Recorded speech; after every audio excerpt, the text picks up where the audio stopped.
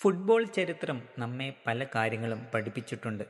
ലോകകപ്പുകൾ എല്ലായ്പ്പോഴും ഏറ്റവും കൂടുതൽ ഗോൾ അടിക്കുന്ന ടീമുകളല്ല ജയിക്കുന്നത്. ചിലപ്പോൾ മത്സരത്തിൻ്റെ ഓരോ നിമിഷവും നിയന്ത്രിക്കാൻ കഴിയുന്ന ടീമുകളാണ് ലോകകപ്പ് നേടുന്നത്. 2026 ലോകകപ്പ് അടുത്തു വരുമ്പോൾ ലോകം വീണ്ടും പോർച്ചുഗലിലേക്ക് നോക്കുകയാണ്.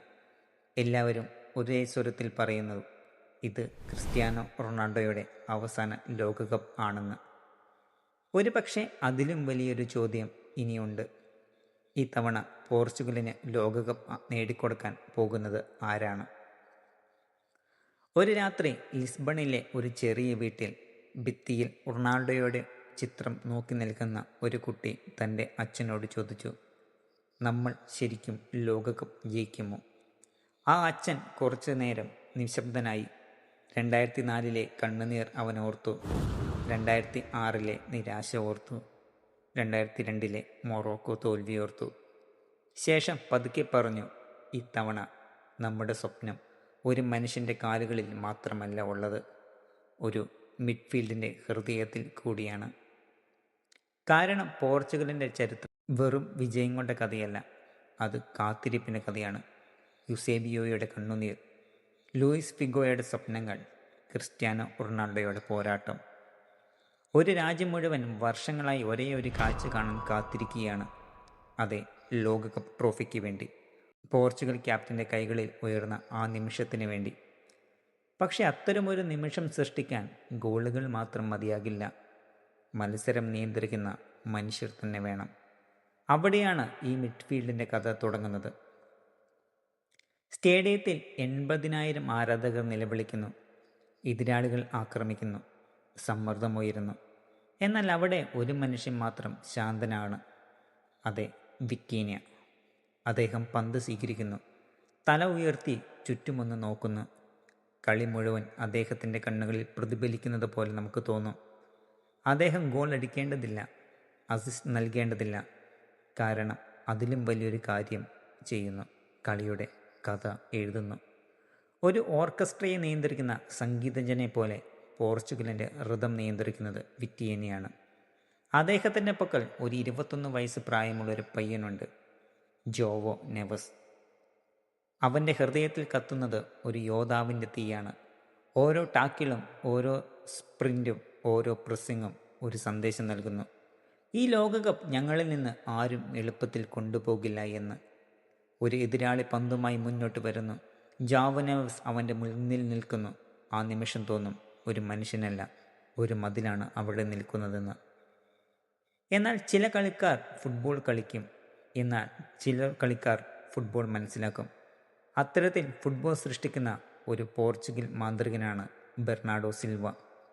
അദ്ദേഹം കാണുന്ന ഇടങ്ങൾ മറ്റാർക്കും കാണാൻ കഴിയില്ല.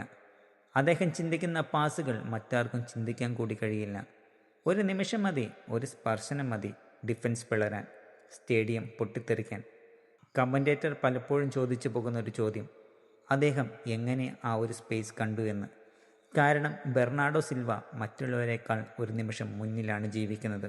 മത്സരം 1-1, 90-ാം മിനിറ്റ്, ലോകകപ്പ് ഫൈനൽ.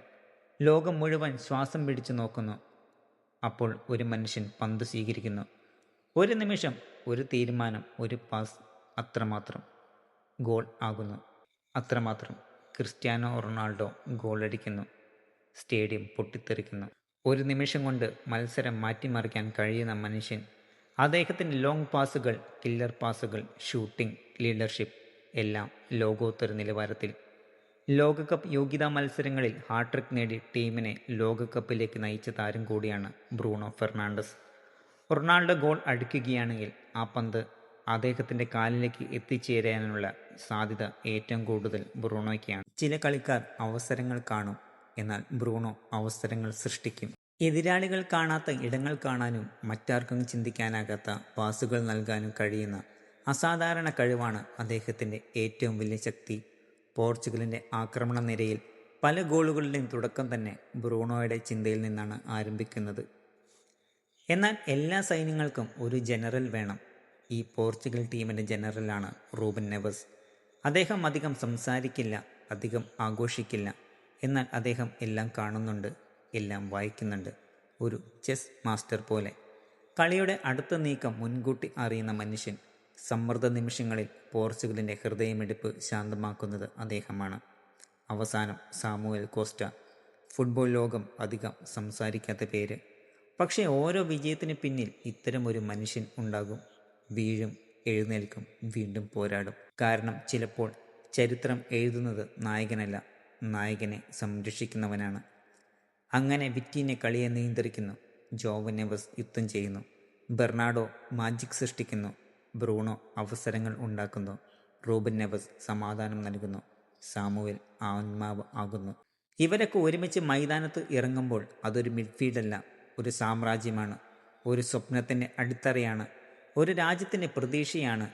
2026 ലോകകപ്പിൻ്റെ അവസാന രാത്രിയിൽ പോർച്ചുഗൽ ട്രോഫി ഉയർത്തുകയാണെങ്കിൽ ലോകം റൊണാൾഡോയെ ഓർക്കും. അതിനൊപ്പം തന്നെ ഈ മിഡ്ഫീൽഡിനെയും കൂടി ഓർക്കും. കാരണം ചിലപ്പോൾ ലോകകപ്പുകൾ ജയിക്കുന്നത് ഗോൾ അടിക്കുന്നവരല്ല, സ്വപ്നങ്ങൾക്ക് രൂപം നൽകുന്നവരാണ്.